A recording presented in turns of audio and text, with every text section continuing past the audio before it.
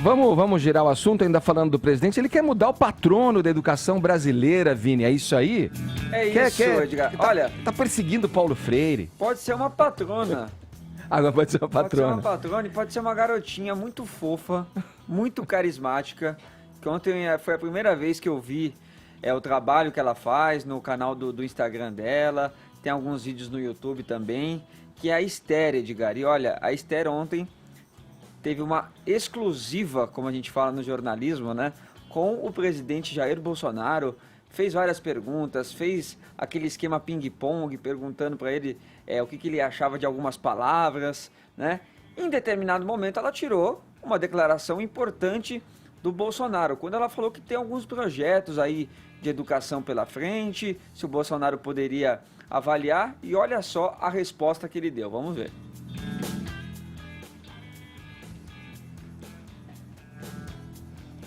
Temos o Bolsonaro com a Esther?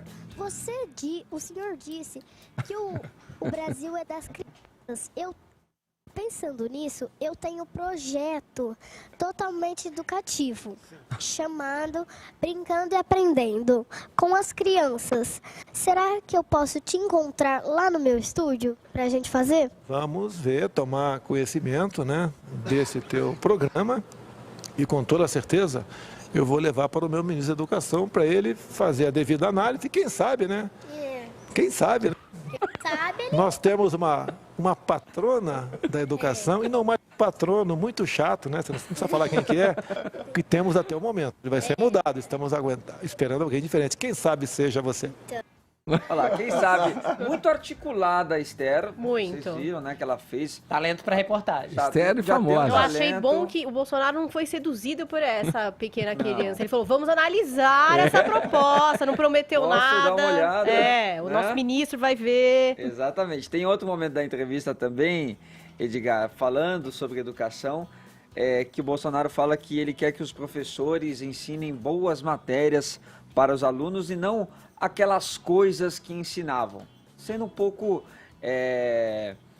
genérico também, mas diz também que isso mudou, que isso vai mudar, assim como ele fala nessa fala do patrono aí, que ele não fala o nome do Paulo Freire, mas obviamente que dá... Está se referindo a ele. Que está se referindo a ele, até porque desde 2012, né, o Paulo Freire é reconhecido aí como patrono da educação brasileira. Isso foi no governo Dilma, foi um projeto apresentado pela deputada do PSOL, Luísa Erundina. E tem toda essa discussão hoje, né, em torno da figura do Paulo Freire, dos métodos dele, né, e o Bolsonaro quer uma outra linha a partir de agora, Edgar. Vamos lá, vamos conversar, vamos falar. O Paulo Freire, né, ele simboliza na pedagogia, então, como ciência didática, de transmissão de conhecimento, da educação, ele simboliza a hegemonia de pensamento, né, que caracterizou o Brasil no período da redemocratização. Até recentemente, o Paulo Freire era uma unanimidade. Só agora que o seu legado, o seu método, aí eles estão sob amplo escrutínio e análise a partir de pontos de vista diferentes. Então, eu acho que assim, pensando sob a ótica intelectual, isso é enriquecedor, né? O debate. Eu achei uma frase da senadora Marta Suplicy, que é do MDB, né? Mas é petista de coração. Olha o que ela dizia. Nós estamos tentando mexer em pessoas que são imexíveis, e Paulo Freire é uma delas. Ela disse isso por ocasião de uma discussão justamente sobre esse título de patronato aí, que estava sendo debatido no Senado.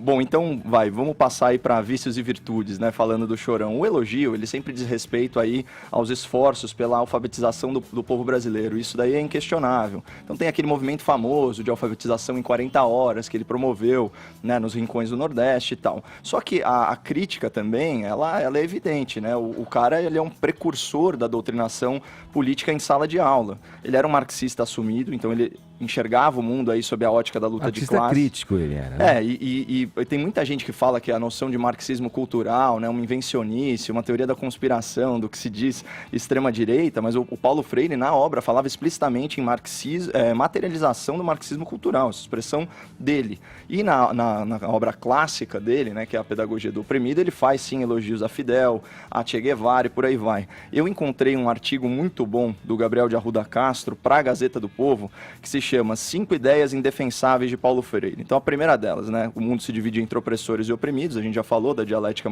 marxista. O segundo, Che Guevara é um exemplo de amor. Olha esse trecho aqui. Foram exatamente a humildade e a sua capacidade de amar que possibilitaram a sua comunhão com o povo. Esse homem excepcional revelava uma profunda capacidade de amar e comunicar-se. Olha a visão dele sobre Che Guevara. Terceiro ponto, né? Terceira ideia indefensável. A educação deve estar a serviço da revolução. Outra frase do Paulo Freire. O sentido pedagógico, dialógico da revolução, que a faz revolução cultural também, tende a acompanhá-la em todas as suas fases. Então aqui a gente vê o ensino a serviço da ideologia revolucionária. O quarto ponto, e essa para mim é a ideia mais indefensável, é que a família é opressora. Ele tinha a teoria de que a família reproduzia no lar os padrões da sociedade. Olha o que ele diz, ele fala em condições autoritárias, rígidas, dominadoras, que penetram os lares e incrementam o clima de opressão. E aí, finalmente, ele era muito... Um conservador ouvir essa, hein, cara? Pô, pelo amor de Deus.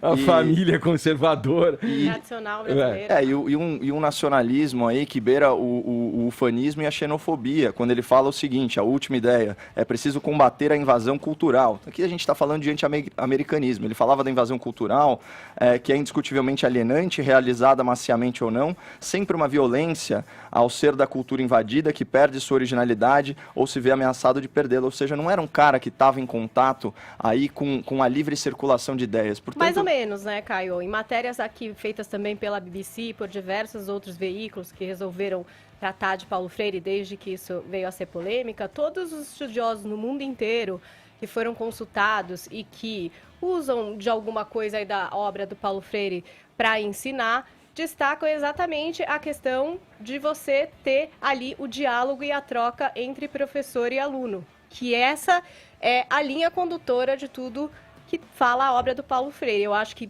críticas a gente tem para a obra de muita gente, acho que quando a Mata Suplicy diz que é imexível, é porque também já foi realizado o trabalho, né? Já aconteceu muita coisa através do trabalho dele. Então, realmente, é imexível. Isso já aconteceu e já foi. Agora, o uso político disso, de tudo, aliás, eu acho que não é nada bom. Independente do patrono que o presidente resolver escolher, se for o Olavo de Carvalho, por exemplo, eu acho que o uso político da obra do Olavo de Carvalho é uma droga também. Eu também acho. Agora, não quer dizer que o trabalho dele seja inútil, que não tenham pontos que sejam também interessantes. Agora, nessa entrevista, inclusive, que chama Paulo Freire, como o legado do educador brasileiro é visto no exterior, onde a BBC conversou com pessoas do mundo inteiro, especialistas de universidades do mundo inteiro, a respeito da interpretação deles em relação ao trabalho do Paulo Freire, muitos citaram a questão do uso político-ideológico da obra dele como algo questionável, mas todos discutiram também a questão desses debates abertos em sala, dessa troca com o estudante, desse ponto de vista crítico, que, vamos falar a verdade aqui, muitas vezes o núcleo familiar é opressor, sim, gente. E tudo bem, isso aí tá até uma questão geracional. Paulinha. Então, assim, eu acho que tem pontos negativos e positivos, mas existe aí um legado mesmo. Tem uma coisa só complementando o que a Paulinha falou, o Paulo Freire recebeu 41 títulos de doutor honoris causa em diversas universidades do mundo, como, sei lá, as Petralhas, Harvard e Oxford, que são universidades claramente reconhecidas, particulares muito caras, inclusive. Ele chegou a receber o prêmio Andrés Bello da Organização dos Estados Americanos como educador dos continentes.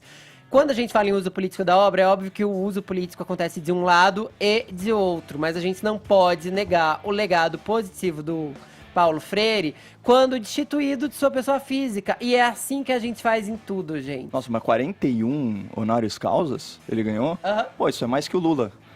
Eu acho que a carga ideológica... Gente, a gente vai falar do Lula agora, não eu era acho que a Paulo carga Freire. ideológica, ela prejudica... Pra saber. Não, só para complementar Só também pra- o reconhecimento internacional, porque essa obra dele aí que você citou até, Paulinha, que é a Pedagogia do Oprimido, Foi ela o foi Caio que traduzida... citou. O Caio, perdão. Foi traduzida em 20 idiomas, é a terceira obra mais citada em trabalhos nas áreas de humanas e também é o único título brasileiro na lista dos 100 mais referenciados por língua inglesa. Pela London School of Economics, né? Exatamente. E a maioria dessas pessoas compactuam com uma ideologia marxista ou pós-marxista. Então eu acho que justamente essa carga ideológica na obra dele torna ele inapto para o cargo de patrono do Brasil, porque não reflete os valores de liberdade da nossa sociedade. Então, Inapto, Você acha que pro diálogo, Brasil discussão, negociação, exploração, construir conhecimento para que haja capacidade de expressar ideias e ouvir os outros, sendo a Desenvolver senso chave para a crítico. democracia, que é como as pessoas definem o trabalho dele no mundo inteiro. Isso aí a gente... Não vamos falar sobre isso, Caio? não, ele é um marxista assumido, ele tem os dois lados. Alguns Eu não diriam quero... que você está trabalhando com uma teoria da conspiração. Cada um, né, vem aqui com o Não, discurso que quer. Sabe o que Eu não acho que a educação tem que estar a serviço da revolução Eu também não cultural, acho, mas ele a educação acreditava é a nisso. revolução cultural. mas Porque ele quando as acreditava pessoas têm nisso. educação, Caio, quando as pessoas têm educação, elas são alfabetizadas, elas têm o poder de mudar. E isso é revolucionário. Se você não sabe disso, sei lá. Desenvolver senso Isso é uma crítico. revolução. Não estou falando de revolução armada. Olha. Estou falando da revolução social que a Mas ele educação falava pode de promover. revolução armada Eu não estou também, falando que Paulinha. tudo que ele falava era maravilhoso. Eu acabei de começar a minha frase aqui e acho que o uso político é errado. E eu não Mas tô a falando que educação tudo é que ele fala é ruim revolucionária. também, Você Paula. tá indo pro Lógico que Lula não. já. Você tá indo pro Lula. Deixa eu fazer uma Tá parte. qualificando brincadeira. o trabalho do cara. Não, tudo bem. É Entra porque na... honoris causa não é sintomático de tanta coisa quando a gente Isso- compara outras pessoas que ganharam. E assim, de novo, eu acho que ele não serviria. Ele E quem serviria para ser serviria? patrono. Você tem um exemplo de alguém que Olavão, serviria? Olavão, pô. Eu Olavão. gostaria de saber Vai. quem Não, serviria. Olavão, não é Olavão. pedagogo. Aí tá. Boa! Você pegou num ponto que eu queria amarrar essa história. Obrigado, Caio Coppola. É o seguinte, quando você pega essa situação toda, isso que o presidente falou, e observa o que temos à frente no ministério, que é o mais importante desta nação. Não tem um pedagogo, um educador. Temos gestores do mercado financeiro. Eu acho que tem um contrassenso aí, me desculpa. Vamos observar, né? Não é uma questão de você colocar... Falha humana, corrigir a falha humana, se ele exagerou, se ele tinha uma posição à esquerda, extrema, marxista e tal, se o outro elogiou o torturador e, enfim, isso tá na biografia, mas o que vale é o aqui e agora. E se fala tanto de liberdade de expressão, né? A obra de Paulo Freire é uma obra revolucionária, é inegável isso. O nome de Paulo Freire é colocado onde está, como um cânone Fefito trouxe aqui, não é à toa. Falha humana existe sempre e sempre existirá. Mas quando você coloca aí a situação que eu expus do Ministério da Educação sem um educador... Não, mas tamo junto, é revolucionária mesmo, diga. Puxa vida, vamos lá.